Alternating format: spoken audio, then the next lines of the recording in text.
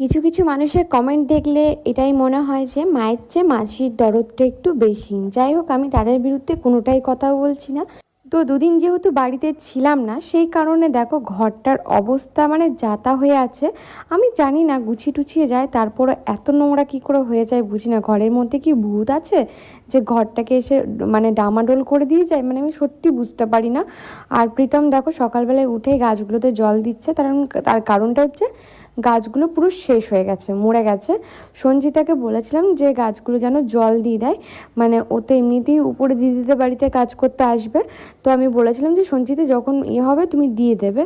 কিন্তু ব্যাপারটা হচ্ছে মানে আমার তখন রাগ উঠে গেছিলো। কিন্তু দুদিন যেহেতু মানে রোদের জোরটাও বেশ ছিল, আর ও না একদিন মাঝে বিকাল থেকে আসেনি, ওর শরীরটা খারাপ হয়েছিল সেই কারণে। তো সেটা আমি পরে এখানে এসে জানতে পারলাম। কিন্তু রাতের বেলায় মানে সকালবেলায় উঠে